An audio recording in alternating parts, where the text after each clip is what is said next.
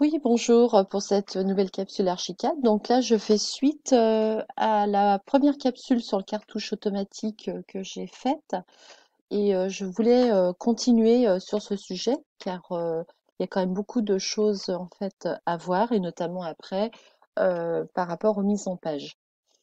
Donc dans la première partie, nous avons vu comment tracer son cartouche avec les outils ligne, polyligne, mettre du texte fixe qui restera pour les titres, ainsi que du texte automatique. Donc ça, c'était la capsule précédente.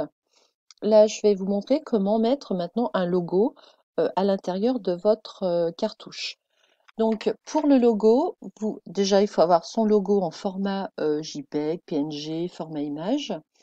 Et ensuite, vous allez chercher l'outil Figure qui est rangé dans les outils de documentation. Je vais le mettre dans le calque Archicad, comme j'ai fait pour tous les éléments que j'ai tracés auparavant. Et puis ensuite, je clique à l'intérieur, voilà, des options. Je vais faire ouvrir et je vais aller chercher mon logo. Je fais ouvrir. J'ai la taille, j'ai la résolution. Ensuite, le petit point d'ancrage. Donc là, c'est le point que je vais cliquer sur ma feuille de travail dans mon cartouche. Je fais OK et ensuite, je le positionne voilà, à sa place. Tous les éléments peuvent être voilà, redimensionnés. Donc, il suffit de cliquer sur une poignée noire et d'utiliser, alors je vais le rapprocher, l'outil ici redimensionner, étirement. Et vous pouvez donc étirer votre élément. Faut vérifier quand même que ce ne soit pas trop déformé au niveau de la taille. Voilà. Ensuite, une fois que ça c'est fait, ce cartouche restera toujours sur cette feuille de travail. Pour le glisser sur une mise en page type, comment on fait? Alors, je vais fermer ma feuille de travail, ensuite cette mise en page là. Je vais vous positionner l'organisateur comme ceci pour qu'on soit plus visible. Donc, à droite, j'ai mes mises en page, d'accord? Je descends dans les types et comme c'est un projet assez conséquent, je vais utiliser le type A0 paysage. Donc, je double-clique dessus, vous voyez, il s'ouvre en arrière-plan. Ensuite, vous avez là, voilà, vous allez devoir glisser votre cartouche. Donc, on va le chercher dans nos feuilles de travail. Voilà, c'est celui-ci. Je le prends et je le glisse. Je vais pousser mon organisateur afin de pouvoir positionner correctement voilà, cet élément. Donc je ne l'étire pas, hein, justement je le déplace. J'utilise translation. On peut utiliser aussi le raccourci CTRL-T. Je vais le recadrer. Voilà. Donc votre cartouche est positionnée. Cette mise en page type est un modèle de mise en page. Je ne l'utilise surtout pas pour positionner des dessins dessus. Donc, dans ma partie de dossier pro DCE, vous voyez, j'ai déjà des mises en page qui sont prêtes, sauf que là, ce n'est pas forcément la bonne taille. D'accord? Donc, vous avez en dessous les réglages. Hein, vous pouvez accéder aux réglages par là et faire le choix de votre mise en page type. Donc, type A0 paysage. Et puis là, on va essayer de mettre plusieurs plans. Voilà, plan d'étage. On va essayer d'en mettre plusieurs. On peut également ne pas rentrer dans les réglages, hein, mais on peut le faire ici par rapport aux propriétés. Voilà, type A0 paysage et ici le titre. Vous avez là l'identifiant. Donc c'est là, ça fait partie du dossier 05 et c'est là 01, voilà la mise en page 1 de ce dossier. Maintenant, il ne me reste plus qu'à glisser mes dessins. Donc je vais chercher dans mon plan de vue le dossier qui s'appelle Pro DCE. Voilà. Donc je vais déjà aller chercher le rez-de-chaussée. Je le prends et je le glisse. Donc ce dessin-là, vous voyez, il prend toute la place. On va voir à quelle échelle il est. Alors je vais déplacer ceci. Donc ce dessin, lorsque vous cliquez dessus, vous allez avoir en barre horizontale tous ces réglages. Alors déjà le calque, faites très attention, changez bien de calque, d'accord, pour vos dessins. Je vous rappelle que dans Archicad, en fait, on ne choisit pas d'abord un calque pour travailler dessus, mais c'est lorsque l'on prend un outil, cet outil est associé directement, automatiquement à un calque. Donc, lorsqu'on utilise un outil pour plusieurs usages, il faut faire attention, en effet, sur quel calque sera attribué l'objet. Donc là, je vais prendre dessin placé, mise en page. Voilà, première chose. Ensuite, hop, je scrolle avec la souris, avec la molette de la souris, et je vais regarder l'échelle. Donc, je suis au 1/50e. Donc là, ce qui me gêne un petit peu pour du A0, je vais passer au 1/100e déjà. Et puis, j'ai vu que mes stylos étaient encore en couleur. Donc, au lieu d'être par outil et matériaux, je vais choisir par vue, impression, voilà, 1/50e. Alors là, le problème, c'est que je suis passée à l'échelle 1/100e, donc mes stylos vont être très épais. Donc je vais plutôt ne pas récupérer le jeu stylo attribué à la vue, hein, par défaut, mais plutôt passer sur un jeu de stylo qui s'appelle 1/100e. Voilà, pour avoir des épaisseurs de traits correctes. Ensuite, ceci, vous pouvez le bouger. Donc quand vous cliquez sur les points noirs, vous voyez, vous avez tout autour et au centre, vous avez des outils qui apparaissent ici dans une petite barre contextuelle.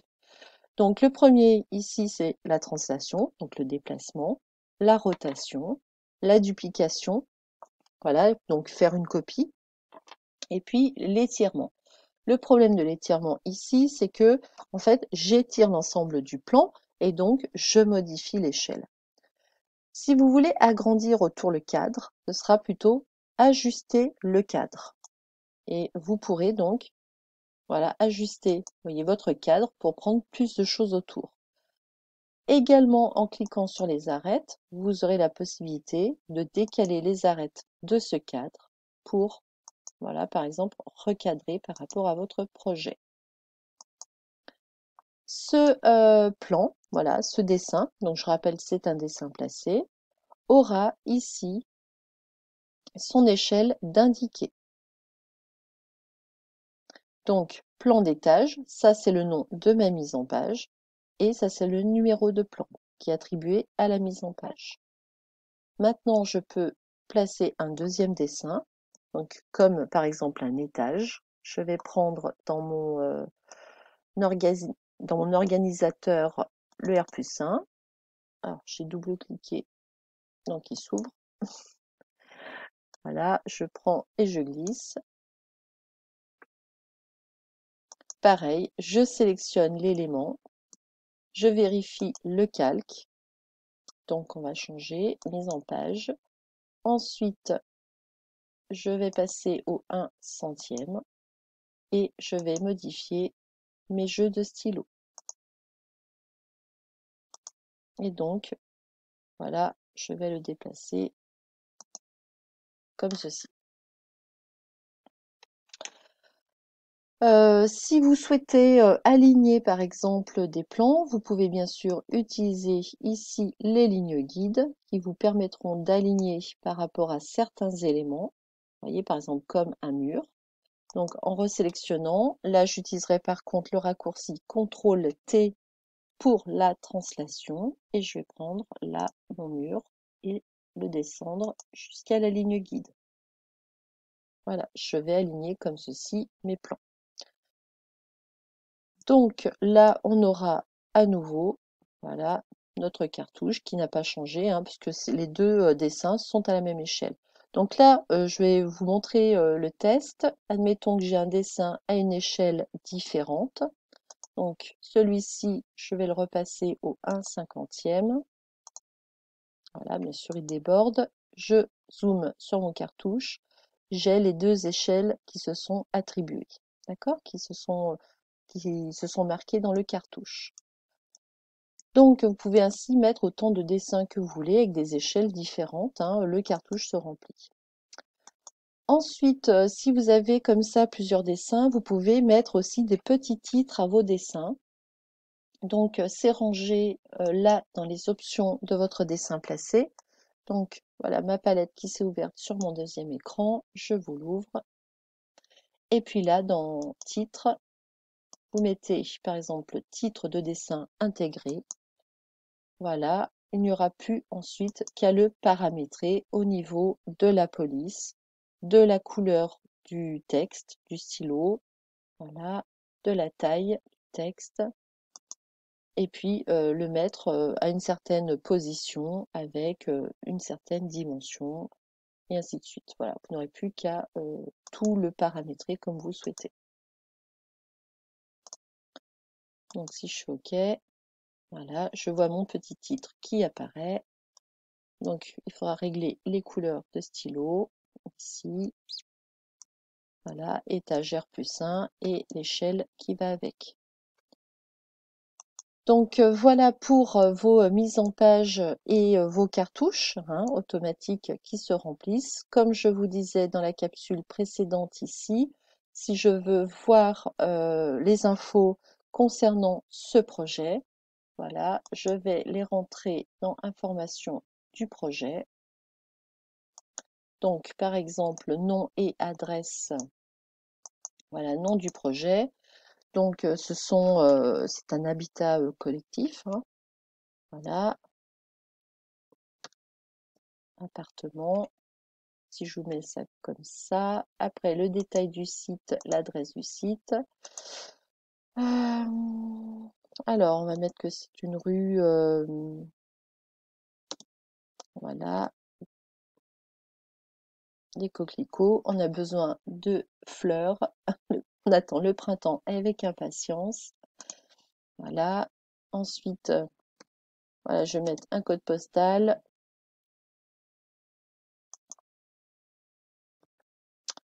Une ville.